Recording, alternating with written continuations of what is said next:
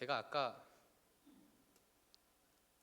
기도자를 잘못 이야기했죠. 제가 올라오기 전에 권사님 하면서 올라왔거든요. 이제 잘 해야 되니까. 그러다가 찬양하신다고 하고 또 성까지 바꿔서 이야기를 했더라고요. 죄송합니다. 제가 9년 전 4월 16일에 그 오전에 있었던 일이 지금도 잊혀지지가 않습니다. 그 날이 아주 정확하게 기억이 납니다. 저는 학교에서 성경 바르게 읽기라는 수업을 듣고 있었어요. 그런데 휴대폰 알림이 울리면서 뉴스 속보가 딱 하나 뜨더라고요. 수학여행을 가는 학생들이 탄 배가 침몰하고 있다는 소식이었습니다. 깜짝 놀라서 수업 중임에도 불구하고 그 기사를 보았고, 안산의 단원고 학생들이 배에 갇혀 있다는 소식을 접하게 되었습니다. 그리고 옆에 앉아있던 친구에게 그 소식을 바로 전해주었어요. 그러면서 얘기했던 게, 단원고면 너가 나온 학교 아니야? 라고 이야기하면서 옆에 있는 친구에게 그 소식을 전해줬고, 그 친구가 이제 단원고 출신이었습니다. 그 친구는 그 이후로 한 학기 동안 학교를 아주 조용히 다녔습니다. 그리고 그 친구가 했던 말이 기억나는데, 친구가 그렇게 일이 일어난 후에 장례식장을 갔는데, 이제 다른 친구랑 이제 장례식장에 가서, 장례식장에 보면 TV가 있잖아요. 거기에서 그렇게 얘기했다고 해요. 몇 층부터 갈까? 이렇게 얘기를 했다고 합니다. 저는 그 이야기를 듣고 참 고민을 많이 했던 것 같아요.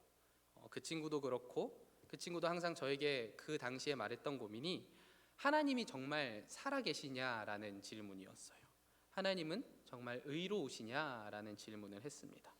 사랑하는 은사님과 후배들, 그리고 교회 동생들을 사고로 잃은 친구는 하나님이 살아계시고 하나님이 의로우시다면 결코 이러한 일이 일어나서는 안 되는 것 아니냐며 이야기를 했습니다. 게다가 이후에 그 일의 원흉이 이제 유병언을 비롯한 구원파라는 것을 알게 되었을 때는 저까지도 정말 하나님께서 살아계시는 것인가 라는 의문을 들게 만들었습니다. 우리는 지난주 유다의 죄악으로 인해 바벨론을 일으켜 유다를 멸망시키시려는 하나님의 계획을 보았습니다. 그리고 그 계획은 유다의 선지자인 하박국으로서는 도저히 이해할 수 없는 일이었습니다. 어느 누가 그것을 쉽게 이해할 수 있었을까요? 물론 하박국도 유다의 꼴이 마음에 들지는 않았습니다. 어떤 나라보다도 더 하나님을 경외해야 하는 나라가 유다고, 또 하나님을 따라야 하는 나라가 유다잖아요. 하나님께서 세워주시고 하나님께서 다스리는 나라가 그 유다인데, 그러한 유다가 하나님을 멀리하고 죄에 빠져 사니 선지자인 하박국으로서는 그 유다가 한번 크게 혼나야겠다라고 생각을 했습니다. 그래서 하나님께, 하나님, 이 유다의 죄를 지켜보시기만 할 겁니까? 하고 기도했던 것입니다. 그런데 그 죄악의 결과가 바벨론으로 인한 유다의 멸망일 것이라고는 하박국도 생각하지 못했던 것입니다. 그래서 하박국은 하나님께 다시 한번 따지듯이 묻습니다. 우리가 지난주에 봤던 그 1장 1절로 4절까지의 말씀이 유다의 죄악을 왜 가만히 보고만 계십니까 하나님? 이라고 묻는 것이었다면, 이제는 어떻게 그 바벨론을 통해 유다를 심판하실 수 있으십니까? 라고 묻는 호소였습니다. 이 호소는 13절로 요약할 수가 있습니다. 13절에 이렇게 나오죠. 주께서는 눈이 정결하심으로 악을 참아 보지 못하시며 패역을 참아 보지 못하시거늘 어찌하여 거짓된 자들을 방관하시며 악인이 자기보다 의로운 사람을 삼키는데도 잠잠하시나이까. 하박국은 이 하나님께서는 악을 그저 내버려 두실 수 없는 분이신데 어찌 악인들의 집단인 바벨론을 방관하시냐고 묻고 있습니다. 그리고 팔은 안으로 굽는 법이죠. 아무리 유다가 죄를 지었어도, 물론 유다의 모습이 하박국이 보기에도 죄투성이지만, 그럼에도 불구하고 그들은 하나님의 백성이며 바벨론보다는 의로운 존재라고 생각을 했습니다. 하박국은 그래도 이 유다가 저 바벨론보다는 낫다고 생각을 했던 거죠. 유다가 하나님께서 세워주시고 지금은 하나님과 좀 멀리하고 있지만 그 유다가 아무리 악해져도 저 바벨론보다는 악하지 않습니다라고 이야기를 하고 있는 겁니다. 그래서 바벨론이 유다를 삼키는 것을 악인이 자기보다 의로운 사람을 삼키는 것이라고 표현하며 그러한 상황이 과연 옳은 상황입니까? 라고 하나님께 이 하박국은 묻고 있는 겁니다. 이 14에서 16절은 바벨론이 어떤 나라인지, 얼마나 악한 나라인지가 아주 잘 드러납니다. 바벨론은 유다를 마치 물고기처럼 대할 겁니다. 또 벌레처럼 대할 겁니다. 낚시로 낚고 구물로 잡듯이 유다 백성들을 잡아갈 것이며 죽일 것이며 고통스럽게 만들 겁니다. 실제로 바벨론은 포로들을 끌고 갈 때 코에 갈고리를 걸어서 끌고 가기도 했다고 합니다. 그러니까 코에 갈고리를 걸어서 도망치기 못하게 그렇게 끌고 갔다고 해요. 이러한 상황이 유다에 가득할 것이며 바벨론은 이를 보고 기뻐할 것이라고 이야기를 합니다. 또한 16절에는 바벨론이 그물에 제사하고 투망 앞에 분향할 것이라고 이야기합니다. 이는 그들이 그물과 투망으로 풍요롭게 되었기에 그들이 그 그물과 투망을 숭배하고 예배하는 것을 뜻합니다. 그러니까 이것은 그들이 군사력과 생산력, 그러니까 곧 자기들이 가진 힘을 신으로 여기고 그것을 섬기는 자들임을 보여주는 것입니다. 그렇기 때문에 하박국은 17절을 통해서 이야기하는 겁니다. 정말 이런 악인들이 계속하여 여러 나라를 멸망시키는 것이 옳으니까, 정말 악인 중에 악인인 바벨론이 그래도 그들보다는 의인인 유다를 멸망시키는 것이 옳습니까? 라고 하박국은 하나님께 호소하고 있는 겁니다. 죄악을 심판하는 도구로, 그 유다의 죄악을 심판하는 도구로 더 큰 죄악으로 가득한 바벨론을 사용하는 것이 맞냐고, 그것이 가능하냐고 하나님께 계속해서 묻고 있는 겁니다. 앞서서 하박국이 고백하기로 눈이 정결하여 악을 참아 보지 못하시고 패역을 보지 못하시는 하나님께서, 그 공의로우신 하나님이시라면 그 도구마저도 공의로우셔야 할 텐데 어찌하여 이 악인들을 가지고 유다를 심판하시냐고 따지고 있는 것이죠. 쉽게 말하면 이러한 상황인 겁니다. 한 국가에 범죄자들이 너무나 많은 거예요. 그래서 이 범죄자들을 소탕하기로 결정했습니다. 그러니까 말 그대로 범죄와의 전쟁을 시작하려는데 이 국가의 원수가 그 범죄 소탕을 누구에게 맡기는 겁니까? 누구에게 맡겨야 할까요? 상식적으로는 경찰에게 맡겨야겠죠. 그런데 가장 큰 범죄 조직에 범죄자 소탕을 맡기는 꼴인 겁니다. 이런 상황에 사람들은 누가 잘못되었다고 이야기를 할까요? 국가의 원수가 뭔가 미쳤나 보다라고 생각을 할 겁니다. 지금 하박국은 하나님께서 바벨론을 통해 유다를 심판하시는 것을 이렇게 바라보고 있는 겁니다. 말도 안 되는 일이다. 하나님께서 무언가 잘못 행하시고 계신 것이다 라고 계속해서 이것이 옳습니까? 라고 하나님께 따져서 묻고 있는 겁니다. 심지어 원래 하박국은 하나님을 전혀 이해하지 못하는 사람이 아니었습니다.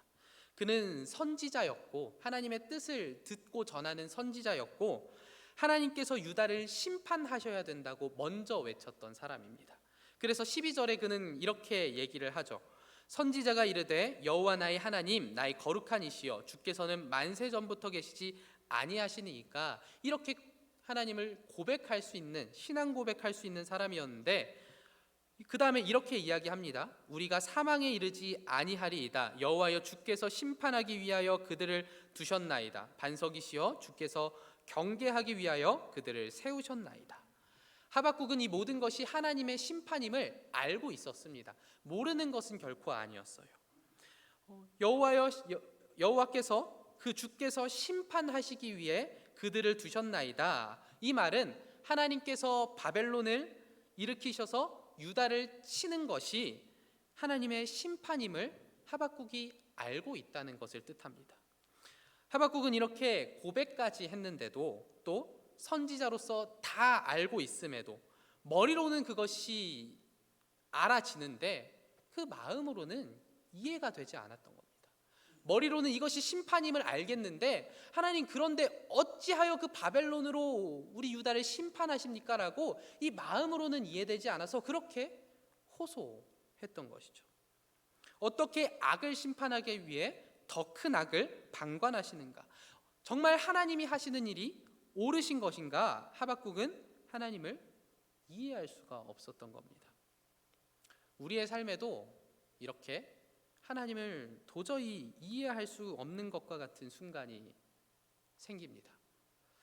그리고 우리는 그때 하박국처럼 묻게 됩니다. 하나님, 이것이 옳습니까? 제가 이제 막 30년을 조금 더 살았기 때문에 그리 많은 경험을 한 것은 아니지만, 저도 하나님께 하나님 이것이 옳습니까? 라고 물었던 적이 있습니다. 제가 이제 대학생일 때 22살 때 방학 중에 제가 잠깐 고향에 내려가 있었어요. 고향에 내려간 방학생이 어떻게 지내는지는 대충 아시잖아요. 그냥 늦게까지 자고 늦지막히 일어나서 하루를 시작하는데, 그날도 그런 하루였습니다. 늘어지게 자고 일어났는데 어머니께서 심각한 표정으로 제 방에 들어와서 저를 앉히고는 한마디를 하시는 거예요. 병원을 다녀왔는데 암이라고 한다. 그리고 생각보다 종양의 크기가 커서 3기일 수도 있다. 암 3기일 수도 있다라고 이야기를 하셨습니다. 우선 큰 병원을 가봐야겠지만 그리 좋은 상황은 아니다라고 이야기를 하시는 거예요. 많이들 아실 겁니다. 집안에 암 환자가 있으면 분위기가 완전히 바뀌게 됩니다. 박노해 시인이 나 거기 서 있다라는 시를 지었는데, 그 시에는 이런 구절이 나옵니다. 몸의 중심은 심장이 아니다. 몸이 아플 때 아픈 곳이 중심이 된다. 가족의 중심은 아빠가 아니다. 아픈 사람이 가족의 중심이 된다. 이런 시가 있습니다. 가족 중에 암 환자가 생기면 그 모든 것이 환자 중심으로 바뀌게 되더라고요. 저는 어머니가 암 판정을 받고 전화를 참 많이 받았습니다. 그 중에 이모가 했던 전화가 아주 기억에 남아요. 이모가 저한테 전화해서 이렇게 얘기하시는 거예요. 너희 아빠가 도대체 어떻게 했길래 너희 엄마가 암에 걸리냐? 그러니까 내 동생이 암에 걸린 것이 니네 아빠 때문이다라고 하는 거죠. 그리고 그 전화를 끊고 아마 이모가 아버지께도 그렇게 얘기를 했던 것 같아요. 어떻게 했길래 암에 걸리냐. 그래서 아버지가 저한테도 전화가 왔어요. 너희 이모는 왜 그렇게 이야기를 하냐. 내가 무엇을 잘못했다고. 저희 아버지가 가끔 저희 설교 영상을 보시는데, 저희 아버지랑 이모가 사이가 나쁜 분들이 아니었어요. 사이가 나쁜 분들이 아닙니다. 지금도 톡방이 있어서 아침 인사를 이렇게 하는 톡방이 있고, 지금도 이렇게 아주 잘 친하게 지내시는데, 그런데 어머니가 암에 걸리니까 이모도 저희 아버지도 그 원인을 찾고 싶었던 거죠. 그 원망할 대상을 찾고 싶었던 겁니다. 이해할 수 없는 일이 벌어지니까 그 이해할 수 없는 일을 이해할 방법을 찾고 싶었던 거죠. 그래서 탓할 곳이 필요하고 원망할 곳이 필요하고 그 원인을 찾고 싶었던 겁니다. 그래서 아닌 것을 알면서도 그 답답함 때문에 서로를 말로 찌르게 된 것이죠. 저도 얼마나 답답했겠어요. 어머니가 그렇게 암 판정을 받으셨는데 그 원인을 찾고 싶었습니다. 그리스도인들은 그때 어디서 원인을 찾느냐? 결국 하나님으로부터 찾을 수밖에 없습니다. 왜냐하면 이 땅을 다스리시고 지금도 운행하시는 분이 하나님이심을 믿기 때문에 결국 하나님께, 하나님 어떻게 이런 일이 벌어질 수 있습니까? 하나님 저는 이해할 수가 없습니다. 어떻게 저에게 이런 일을 주십니까? 라고 하나님을 원망하게 되더라고요. 정말로 일어나지 않기를 바랬던 일, 이해할 수 없는 일이 제게 벌어졌고, 저도 저희 아버지와 이모처럼 말로 하나님을 찌르기 시작했습니다. 하나님 어떻게 이러십니까? 이것이 옳습니까? 라고 계속해서 원망하게 되더라고요. 이런 경험을 저만 한 것은 아닐 겁니다. 하나님은 때로 우리에게 이해할 수 없는 일을 주십니다. 하박국에게 그 유다가 바벨론에게 멸망하게 될 것이다 라는 그 말씀을 하셨을 때, 하나님께서 그 말씀을 하박국에게 하셨을 때 그 하나님의 말씀이 하박국에게는 그렇게 들렸을 것이고, 또 저에게는 어머니의 암 소식이 그렇게 이해할 수가 없는 일이었습니다. 그리고 여기 계신 분들도 그러한 일들, 이해할 수 없는 일들이 있으셨을 겁니다. 이렇게 우리가 이해할 수 없는 일을 당했을 때 우리는 어떻게 해야 할까요? 그저 하나님을 원망하고만 있으면 되는 걸까요? 하박국은 하나님께 이것이 옳으니까 라는 질문을 하고 하나님의 응답을 기다립니다. 1절에 이렇게 나옵니다. 내가 내 파수하는 곳에 서며 성루에 서리라. 그가 내게 무엇이라 말씀하시는지 기다리고 바라보며 나의 질문에 대하여 어떻게 대답하실는지 보리라 하였더니, 하박국은 이것이 옳습니까? 라고 질문한 후에 그 응답을 계속해서 기다립니다. 그러자 하나님께서는 하박국의 질문에 대답하십니다. 3절에 이 묵시는 정한 때가 있나니 그 종말이 속히 이르겠고 결코 거짓되지 아니하리라. 비록 더딜지라도 기다리라. 지체되지 않고 반드시 응하리라. 우리는 여기서 하박국의 태도에 집중해 볼 필요가 있습니다. 하박국은 물론 하나님을 원망했습니다. 따져 물었습니다. 하나님께서 어떻게 이러실 수 있냐고, 저 바벨론의 손에 어떻게 유다를 넘기실 수 있냐고, 어떻게 더 큰 악으로 작은 악을 심판하실 수 있냐고, 이것은 악을 싫어하는 공의로우신 하나님으로서는 하시면 안 되는 일이라고 그렇게 따져 물었습니다. 그렇게 따져 물었지만 하박국은 어떻게 합니까? 성루에 서서 하나님께서 나에게 무엇이라 말씀하시는지를 기다립니다. 하박국은 그렇게 하나님의 말씀을 기다립니다. 이해할 수 없는 상황에서 탄식하고 있지만, 괴로워하고 있지만 결코 자신이 해결하려고 하지 않고 하나님의 뜻을 기다립니다. 이해할 수 없지만 자신이 판단하지 않고 하나님의 대답을 간구합니다. 우리에게는 이러한 하박국과 같은 자세가 필요합니다. 이해할 수 없는 일, 고난을 대하는 자세가 이러해야 합니다. 하나님을 원망할 수도 있고 화가 날 수도, 분노할 수도 있습니다. 우리로서 이해되지 않는 그 일이 생기면 우리는 그렇게 반응할 수 있어요. 그렇게 하나님을 말로, 원망으로 찌를 수 있습니다. 그러나 우리는 동시에 이 이해할 수 없는 일 안에 하나님의 뜻이 있을 것임을 기억해야 합니다. 그리고 이 이해할 수 없는 일 속에 숨겨진 그 하나님의 뜻이 무엇인지를 구해야 합니다.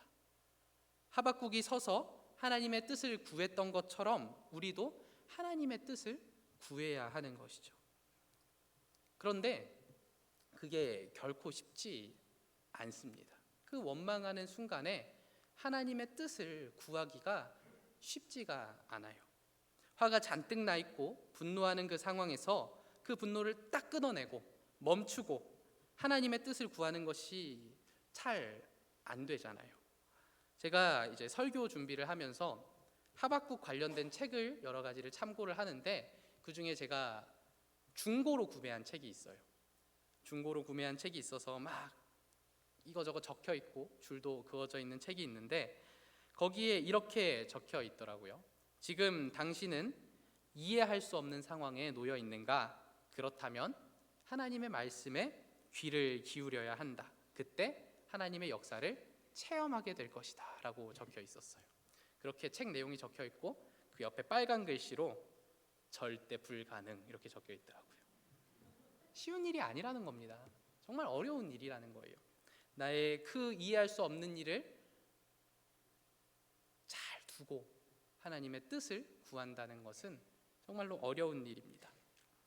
하박국이라고 쉬웠을까요? 그건 아니었을 겁니다. 우리가 앞서서 1장에서 본 하박국의 태도나 그 분노를 봤을 때 그 유다의 멸망을 지켜봐야 했던 하박국은 너무나 슬펐을 것이고 너무나 괴로웠을 겁니다. 그런데 2장의 하박국은 그 응답을 기다립니다. 하나님께서 뭐라 말씀하실는지를 기다리는 거죠. 어떻게 그것이 가능했을까요? 바로 뒤에 3절의 말씀을 믿었기 때문입니다. 비록 더딜지라도 기다리라. 지체되지 않고 반드시 응하리라. 우리는 정말로 빠르게 흘러가는 시대를 살고 있습니다. 우리가 스마트폰을 가지고 있잖아요. 그 스마트폰에서 한 사람이, 한 명이 찾을 수 있는 정보의 양이 냉전 시대에 미국의 FBI의 정보의 양과 맞먹는데요. 그러니까 한 나라의 국가의 정보 양과 우리가 지금 스마트폰으로 볼 수 있는 그 정보의 양이 같은 질이고 똑같은 양이라고 합니다. 그만큼 우리는 엄청난 정보 속에 살아가고 있고 정말 빠른 시대를 살아가고 있습니다. 전 세계가 하루에 연결되어 있고 지구 반대편의 사람과 실시간으로 대화할 수 있는 시대가 되었습니다. 그래서인지 참으로 모든 것을 빨리 하려고 하죠. 그 중에 특히 우리 대한민국 사람들은 더 빨리 하려고 합니다. 그런데 한 목사님은 이렇게 빠른 시대가 될수록 상대적으로 하나님의 시간이 느리게 보일 수 있다고 이야기를 합니다. 무엇이든 빨리빨리 할 수 있는 사회에서 하나님의 응답은 더디게 느껴질 수 있다는 거죠. 특히 이해할 수 없는 상황에서 하나님의 응답을 기다리는 사람들, 하나님께 이해를 내가 이해하게 해주세요, 이 정말 어려운 일을 내가 알게 해주세요 하고 구하는 자들, 현재로서는 아무것도 알 수 없고 이해할 수 없는 이러한 상황에서 그 상황에 숨겨진 하나님의 뜻을 구하는 이들에게 이 하나님의 응답은 더욱더 더디게 느껴질 수 있습니다. 제가 그렇게 어머니께서 암 판정을 받고 상급병원으로 옮기고 다시 검사를 받고 수술을 하는 과정이 얼마나 길던지 그 한 달 조금 넘는 그 방학이 제 인생 가장 길었던 방학이었어요. 그 기다리는 매일매일이 얼마나 힘든지, 더 빠르게 검사하고 더 빠르게 수술해야 될 것 같은데 얼마나 그 기다려야 하는 시간이 긴지 너무나 긴 방학이었습니다. 그러나 우리는 그 하나님의 계획이 나에게 가장 선한 계획임을 믿어야 합니다. 하나님은 하박국을 향해 말씀하셨습니다. 지금은 이해되지 않을지 모르지만, 지금은 너무나 더디다고 생각할지 모르지만 기다려라. 그리하면 반드시 지체되지 않고 응하리라. 너로서는 그게 더디다고 생각이 될 수 있다. 하지만 그것은 결코 더딘 것이 아니라 하나님께서 보시기에 필요한 시간이며 가장 빠른 때라고 말씀을 하시는 겁니다. 지체되지 않는다고 말씀을 하시죠. 우리로서는 그것이 지체되고 느린 것처럼 보이고 이것이 빨리 좀 끝났으면 좋겠는데, 이 이해되지 않는 일이 빨리 좀 끝났으면 좋겠는데 너무나 느리게 느껴지는데 하나님께서는 그것이 가장 좋은 때이며 지체되지 않는 때라고 말씀해 주시는 겁니다. 그리고 그것은 가장 좋은 때에 지체되지 않고 응할 것이라고 말씀해 주시는 거죠. 사랑하는 남부교회 성도님들, 우리는 누구나 이해되지 않는 일을 겪고 그것이 이해되는 때가 오기를 기다리며 살아갑니다. 특히 그리스도인들은 그렇습니다. 이해되지 않는 일을 겪으면 언젠간 그 뜻을 알게 되겠지, 하나님께서 언젠간 그것을 알려주시겠지 하며 기다리면서 살아갑니다. 그 그리스도인의 삶은 그런 기다림의 삶인 거죠. 이해되지 않음을 경험하고 이해될 때까지 기다리는, 그리고 결국 그때가 되면은 알게 되는 거죠. 아, 역시 하나님이 맞으셨다.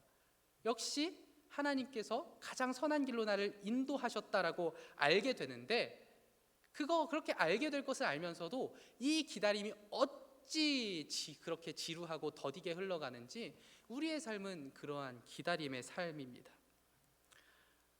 우리는 고통을 받고 고난 속에 있는데 그 이유를 모른 채로 기다려야 하기 때문에 너무나도 답답하게 느껴지는 겁니다. 그래서 우리는 하나님, 언제까지입니까? 어찌하여 이렇게 행하십니까? 하고 탄식하게 됩니다. 그러나 그 끝은 하나님께서 우리에게 주실 가장 선한 것임을 믿으시기 바랍니다. 예수님께서 죽임 당하시고 부활하시고 하늘로 오르신 이후 그 당시부터 지금까지 그 많은 믿는 사람들이 이 땅의 그 죄악 가운데 살면서 예수 그리스도의 다시 오실 날을 기다리며 살아갑니다. 너무나 더디 오시는 것 같고 예수님께서 정말 오시는 것이 맞나 싶기도 합니다. 그러나 반드시 예수님께서는 오실 것이고 그 마지막 때에 우리는 하나님 나라를 보게 될 것입니다. 그리고 그렇게 그리스도인의 삶은 그 가장 큰 기다림을 기다려내는 삶입니다. 예수님께서 오실 그날을 기다리는 삶이 우리 그리스도인의 삶인데 그 기다림이 정말로 언제 될지 모르는 기다림이잖아요.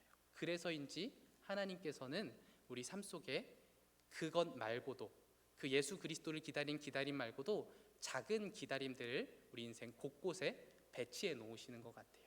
그런데 우리로서는 그 기다림, 작은 기다림이 더 힘들 때가 많은 것 같습니다. 왜냐하면 내 삶과 너무나 가깝기 때문에 내 삶의 우선적인 고통은 그 이해되지 않는 일이기 때문에 이 작은 기다림들이 더 힘들게 느껴질 때가 있는 것 같습니다.